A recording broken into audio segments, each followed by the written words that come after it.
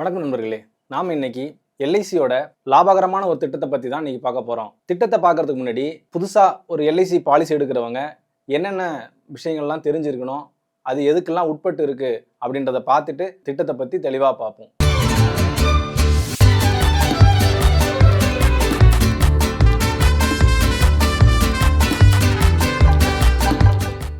முதல்ல ஒரு பாலிசி எடுக்கிறதுக்கு முன்னாடி அந்த ப்ரீமியம் வந்து எத்தனை வருஷத்துக்கு நம்ம பே பண்ணணும் அப்படின்றத நம்ம முதல்ல பார்க்கணும். இப்போ பாலிசி காலம் வந்து ஒரு 20 ஆண்டுகள் சொல்கிறாங்கன்னா 20 ஆண்டுகள் வந்து முழுமையாக நம்ம ப்ரீமியம் பே பண்ணணுமா, இல்லை அதில் வந்து 15 ஆண்டுகள் ப்ரீமியம் செலுத்தினா போதுமா அப்படின்ற விஷயங்கள்லாம் நம்ம முதல்ல தெரிஞ்சுக்கணும். அது வந்து மார்க்கெட்டோட லிங்காக இருக்கா, ஷேர் மார்க்கெட்டால் அந்த பிளான் வந்து அஃபெக்ட் ஆகுமா, மார்க்கெட் ஏறும்போது ஏற்றமும் இறங்கும்போது இறக்கமும் அடையுமா அப்படின்றத நம்ம கண்டிப்பாக கேட்டு தெரிஞ்சுக்கணும். எவ்வளோ லாபம் கிடைக்கும், நமக்கு ப்ராஃபிட்டான பிளானா இது, நம்ம ப்ராஃபிட்டுக்காக பண்ணுறோமா இல்லை நம்மளோட சேஃப்டிக்காக பண்ணுறோமா. சேஃப்டிக்காக பண்ணுறோம்னா டேர்ம் பிளான் வந்து நம்ம யூஸ் பண்ணிக்கலாம். அது மாதிரி ப்ராஃபிட்டுக்காக நம்ம பிளான் எடுக்கிறோம், ஃப்யூச்சரில் நம்ம குழந்தைங்களுக்கு வந்து எஜுகேஷனுக்கு உயர்கல்வி படிக்க வைக்கும்பொழுது இந்த ஸ்டடிக்கு வந்து நம்ம இந்த பணத்தை வந்து பயன்படுத்திக்கிறோம், அல்லது நம்ம பிள்ளைங்களோட மேரேஜுக்கு வந்து நம்மளுடைய இந்த சேமிப்பை வந்து பயன்படுத்த போகிறோம் அப்படின்றது நம்ம எதுக்கு திட்டமிடுறோமோ அதுக்கு தகுந்த மாதிரி எந்த லாப நோக்கோட இந்த திட்டத்தை நம்ம ஆரம்பிக்கிறோம் அப்படின்னா அதுக்கு சரியான திட்டம் இதுதான். நம்ம எடுக்கிற அந்த பாலிசியில் மெச்சூரிட்டி அப்போ நமக்கு என்னென்ன பெனிஃபிட்லாம் கிடைக்கும், நம்ம என்ன சம்மர் ஷூட் எடுக்கிறோமோ, நம்ம ஒரு பாலிசி எடுக்கிறோம். சம்மர் ஷூட்னா என்னென்னா, நம்ம வந்து இப்போ ஒரு 10 லட்சம் ரூபாய்க்கு பாலிசி எடுக்கிறோம் அல்லது ஒரு 20 லட்சம் ரூபாய்க்கு பாலிசி எடுக்கிறோம் அப்படின்னா அதுதான் சம்மர் ஷூட். இந்த சம்மர் ஷூட்டுக்கு அவங்க வந்து போனஸ் தராங்க ஃபைனலாக, ப்ளஸ் வந்து ஃபைனல் அடிஷனல் போனஸும் தராங்க. இது எப்போ அப்படின்னா மெச்சூரிட்டி எப்போனா இப்போ நம்ம ஒரு 20 வருஷம் அந்த பாலிசி எடுக்கிறோம் அல்லது ஒரு 25 வருஷம் இந்த பாலிசி எடுத்துருக்கோம், 25 வருஷத்துக்கு நம்ம வந்து உத்தரவாதம் அவங்க நமக்கு அளிச்சிருக்காங்க, நம்ம அந்த அக்ரிமெண்ட்டுக்கு வந்து ஒத்து போயிருக்கோம் அப்படின்னா அந்த வருஷம் முடியும் பொழுது தான் இந்த மெச்சூரிட்டி பெனிஃபிட் கிடைக்கும். இடையிலேயே நம்ம வந்து அதை சரியாக கட்ட முடியாமல் போகும்போதோ அல்லது வேறு ஏதோ காரணத்தினால நம்ம இதை சரியாக வந்து ப்ரீமியம் வந்து செலுத்தாமல் விட்டுறோம் அப்படின்னா இந்த முழு பலனும் நமக்கு கிடைக்கிறது நிச்சயமாக கஷ்டம்தான். என்டோன்மெண்ட் பிளான் அப்படின்னா என்னன்னு பார்த்தீங்கன்னா, நமக்கான காப்பீடையும் தராங்க, ப்ளஸ் வந்து சேமிப்பையும் தராங்க. இந்த விஷயங்கள்லாம் வெறும் எல்ஐசி சார்ந்த இன்சூரன்ஸுக்கு மட்டும் கிடையாது, எல்லா பிரைவேட் இன்சூரன்ஸ் கம்பெனிகளும் இந்த விஷயங்களை ஃபாலோ பண்ணுறாங்க. நீங்கள் இப்போ ப்ரைவேட்லி இன்சூரன்ஸ்லையும் நீங்கள் இன்சூரன்ஸ் எடுத்தீங்கன்னா இந்த விஷயங்கள் எல்லாம் கேட்டு தெரிஞ்சுக்குவாங்க.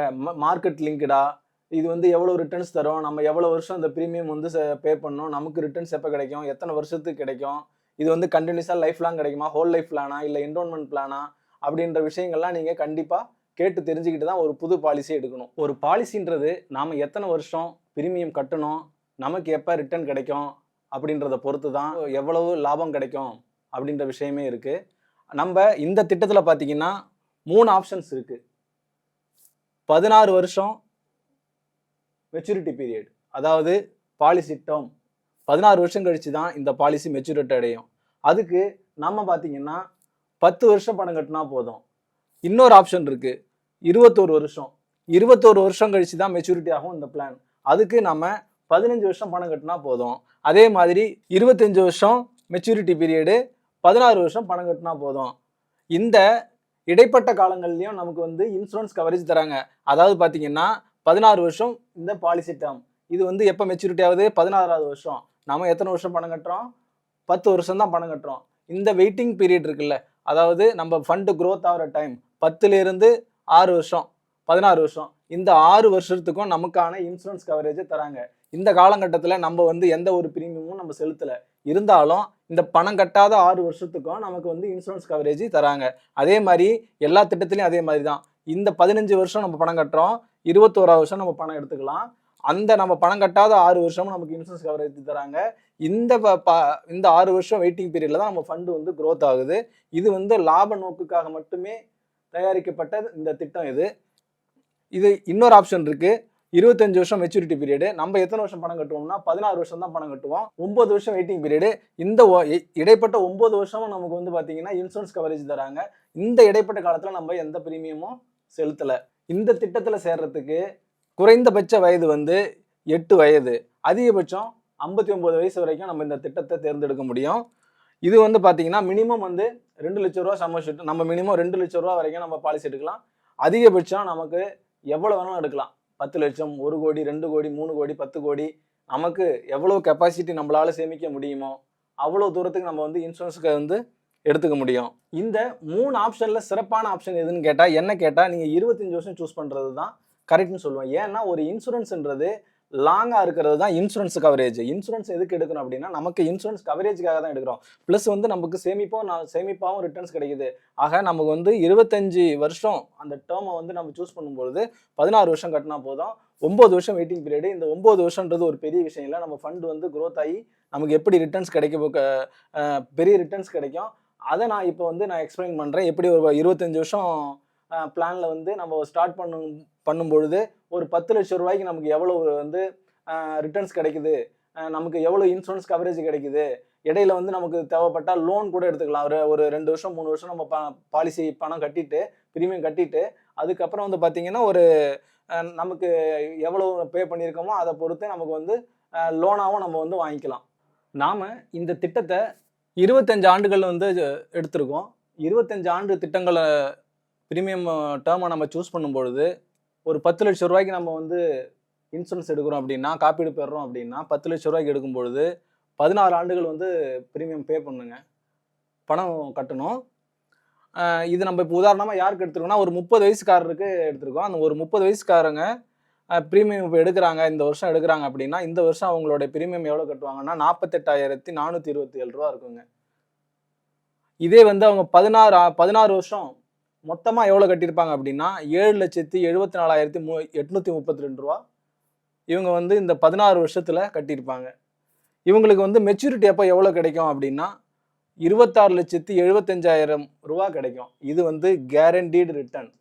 உங்களுக்கு இது கிட்டத்தட்ட 3.5 மடங்கு ரிட்டர்ன்ஸ் கிடைக்கும். அதாவது 7,74,000 இங்கே இருக்குது, 26,75,000 இங்கே இருக்குது. இது இல்லாமல் நார்மல் இன்சூரன்ஸ் கவரேஜ் வந்து 10 லட்சம் ரூபாய்க்கு தராங்க.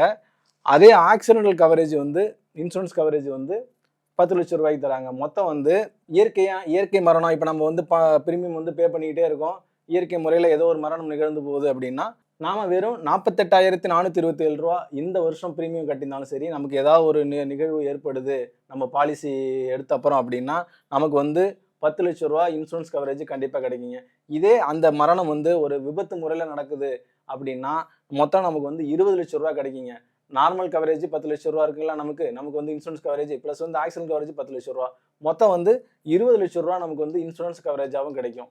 சில நபர்கள் நம்மகிட்ட கேட்கறது உண்டு, ஏங்க ஒரு 10 லட்சம் ரூபாய்க்கு நம்ம பாலிசி எடுத்து 26 லட்சம் ரூபா சேர்க்கறதுக்கு நமக்கு 25 வருஷம் எடுத்துக்கணுமா, அல்லது 16 வருஷம் கட்டணுமா? நான் பணம் 16 வருஷம் கட்டி 9 வருஷம் வெயிட் பண்ணி 25 வருஷம் கழிச்சு எனக்கு இவ்வளோதான அமௌண்ட் அப்படிங்கிறவங்களுக்கு 1 கோடி ரூபாய்க்கான திட்டங்களை நான் சொல்கிறேன். இன்சூரன்ஸுக்குன்னு என்னால் அல்லது என்னுடைய ஃபியூச்சர் சேமிப்புக்குன்னு ஒரு 4,75,000 உங்களால் ஒதுக்க முடியும்னா உங்களுக்கான திட்டம் தான் இது. 1 கோடி ரூபாய்க்கான திட்டம், 1 கோடி ரூபாய்க்கான சேமிப்பு திட்டம். அதாவது இன்சூரன்ஸுக்கு வந்து திட்டம், ஆனால் நமக்கு ரிட்டர்ன் கிடைக்கிறது இன்னும் அதிகமாகவே கிடைக்கும். இந்த பாலிசி எடுக்கிறவர் வயசு 30, இவர் வந்து 25 வருஷம் வந்து இந்த பிளானை சூஸ் பண்ணியிருக்காரு அப்படின்னா 16 வருஷம் இவர் பணம் கட்டணும். இவர் 16 வருஷம் பணம் கட்டி 25 வருஷம் கழிச்சுன்னா எப்போனா 55வது வயசில் வந்து இந்த அமௌண்ட் கிடைக்கும். எவ்வளோ அப்படின்னா ஒரு வருஷத்துக்கு வந்து பார்த்தீங்கன்னா இவர் 4,75,000 பணம் கட்டுறாரு. மொத்தமாக இந்த 16 வருஷத்தில் எவ்வளோ கட்டியிருப்போம்னா 74,50,000 தான் கட்டியிருப்போம். இந்த 74,50,000 கட்டிட்டு விட்டுருவாங்க. 9 வருஷம் வெயிட்டிங் பீரியடு. இந்த டைமில் இவங்களுக்கான இன்சூரன்ஸ் கவரேஜ் பார்த்தீங்கன்னா நார்மல் கவரேஜ் 1 கோடி ரூபா வரைக்கும் இருக்குது. ஆக்சிடென்டல் கவரேஜ், இந்த நார்மல் கவரேஜ் 1 கோடி ரூபா ப்ளஸ் வந்து ஆக்சிடென்டல் கவரேஜ் 1 கோடி ரூபா, மொத்தம் வந்து பார்த்தீங்கன்னா 2 கோடி ரூபா இவங்களுக்கு வந்து ஆக்சிடென்டல் கவரேஜ் இன்சூரன்ஸ் கவரேஜ் இருக்குது. சரிங்க, இது எப்போ 25 வருஷம் கழிச்சு எவ்வளோ தான் ரிட்டர்ன் கிடைக்கும் அப்படின்னா 2,65,00,000 ரூபா நமக்கு வந்து ரிட்டர்ன் கிடைக்கும். இது உங்களுக்கு ஃபியூச்சரில் ஏதோ ஒரு அசட்டை கிரியேட் பண்ணுறதுக்கான ஒரு சேமிப்பாக இருக்கலாம், அல்லது உங்களுடைய குழந்தைங்களோட படிப்பு, கல்யாணம், அல்லது ஃபியூச்சரில் உங்களுடைய ரிட்டையர்மெண்ட் லைஃபுக்கான ஒரு சேமிப்பு தொகை எதுவாக வேணாலும் இருக்கட்டும். கண்டிப்பாக இந்த திட்டம் உங்களுக்கு உதவிகரமாக இருக்குன்னு நினைக்கிறேன். முதல்ல இருந்து வெறும் திட்டங்களை மட்டுமே சொல்லிட்டு இருக்கீங்களே, இந்த திட்டத்துக்கு எதுவும் பேர் இல்லையா அப்படின்னு கேட்டால் இருக்கு. லாப நோக்குக்காகவே எல்ஐசி கொண்டு வந்திருக்க திட்டம் தான் ஜீவன் லாப் அப்படின்ற திட்டம். இந்த திட்டம் பார்த்தீங்கன்னா ஜீவன் லாப்ன்ற திட்டம். இதில் மூணு விதமாக நம்ம வந்து பாலிசி சூஸ் பண்ணியிருக்கலாம். ஒன்று வந்து 10 வருஷம் கட்டிட்டு 16 வருஷம் எடுத்துக்கிறது, மொத்தம் பாலிசி டேர்ம் வந்து 16 வருஷம். இன்னொன்று பாலிசி டேர்ம் வந்து 21 வருஷம். அதில் வந்து ப்ரீமியம் டேர்ம் வந்து பார்த்தீங்கன்னா 15 வருஷம் பணம் கட்டினா போதும். இன்னொன்று 16 வருஷம் பணம் கட்டுறோம், 25 வருஷம் எடுத்துக்கிறோம். நமக்கு வந்து எத்தனை வருஷத்துக்கு நம்ம பாலிசி எடுக்கிறோமோ அத்தனை வருஷத்துக்கு வந்து ஃபுல் இன்சூரன்ஸ் இருக்குது. நம்ம வந்து சேமிப்புன்னு பார்க்காம இன்சூரன்ஸுக்காக மட்டும்தான் நமக்கு இன்சூரன்ஸ் எடுக்கிறோம். ப்ளஸ் வந்து நமக்கு ரிட்டர்ன்ஸ் கிடைக்கிறது அடிஷனல் போனஸ் நம்ம ஃபேமிலிக்கு. இது எல்லா வயசுக்காரங்களுக்கும் ஒரே ப்ரீமியமா அப்படின்னு கேட்டால் இல்லைங்க. ஒவ்வொரு வயசை பொறுத்து மாறும். இந்த பாலிசியில் வந்து 8 வயசு குழந்தையிலேருந்து 59 வயசு பெரியவங்க வரைக்கும் நம்ம வந்து இந்த பாலிசி எடுக்க முடியும். அவங்களுக்கு வந்து பார்த்தீங்கன்னா வயசை பொறுத்து இந்த நம்ம கட்டக்கூடிய பிரீமியம் வந்து மாறும். ஆனால் வருஷம் ஒன்று தான். 16 வருஷம் கட்டுறோம், 25 வருஷம் எடுத்துக்கிறோம். இதே மாதிரி 15 வருஷம் கட்டுறோம், 21 வருஷம் எடுத்துக்கிறோம். 10 வருஷம் கட்டுறோம், 16 வருஷம் எடுத்துக்கிறோம். 3 ஆப்ஷன் இருக்குங்க. நம்ம எந்த ஆப்ஷன் வேணாலும் சூஸ் பண்ணிக்கலாம். ஆனால் நமக்கு என்ன பொறுத்தளவு நான் என்ன சஜஸ்ட் பண்ணுவேன்னா 25 வருஷம் நம்ம பாலிசி எடுக்கும் பொழுது நமக்கு வந்து ஒரு லாங் டேர்முக்கான இன்சூரன்ஸ் கவரேஜ் நமக்கு கிடைக்கும். ப்ளஸ் வந்து நம்ம 16 வருஷம் பணம் கட்டினா போதும். ஃபுல் டேர்ம் கட்டணும்னு அவசியமே கிடையாது. 16 வருஷம் கட்டினா போதும். 16 வருஷம் மட்டும் கட்டிட்டு விட்டுட்டோம்னா நம்ம ஃபண்டு வந்து க்ரோத் ஆகி 25வது வருஷம் இந்த மாதிரி 1 கோடி ரூபாய்க்கு நம்ம இன்சூரன்ஸ் எடுக்கும்போது கிட்டத்தட்ட 2,65,00,000 நமக்கு ரிட்டர்ன்ஸ் கிடைக்கும். இது வந்து கேரண்டீடு ரிட்டர்ன். நம்ம இருக்கமோ இல்லையோ நம்ம ஃபேமிலிக்கு ஒரு நிதி பாதுகாப்பை இந்த பணம் வந்து நம்ம கண்டிப்பாக ஒரு நிதி பாதுகாப்பை உருவாக்கி தரும். அதுக்கு உங்களுக்கு வந்து எல்ஐசி எப்பொழுதும் உறுதுணையாக இருக்குது. இது மாதிரி நல்ல திட்டங்கள் இருக்குது. உங்களுக்கு மேலும் பல திட்டங்கள் அல்லது வந்து பார்த்தீங்கன்னா வெவ்வேறு வயசுக்காரங்க இல்லை இன்னும் வந்து கூடுதலாக நான் வந்து இன்சூரன்ஸ் வேணும், அதுக்கான திட்டங்கள் என்ன, இல்லை அதுக்கான ஸ்ட்ரக்சர் என்ன, ப்ரீமியம் எவ்வளோ ரிட்டர்ன்ஸ் கிடைக்கும், அப்படி அந்த மாதிரி சந்தேகங்கள் உங்களுக்கு இருந்ததுன்னா கண்டிப்பாக எங்களுக்கு வந்து ஸ்க்ரீனில் தெரிகிற இந்த நம்பருக்கு தொடர்பு கொள்ளுங்கள். நாங்கள் உங்களுக்கு உதவி செய்யறதுக்கு காத்திருக்கோம். உங்களுக்கு உதவி செய்ய எங்களுக்கு ஒரு வாய்ப்பு கொடுங்க. நான் உங்கள் அன்புமணி, இன்சூரன்ஸ் அட்வைசர்.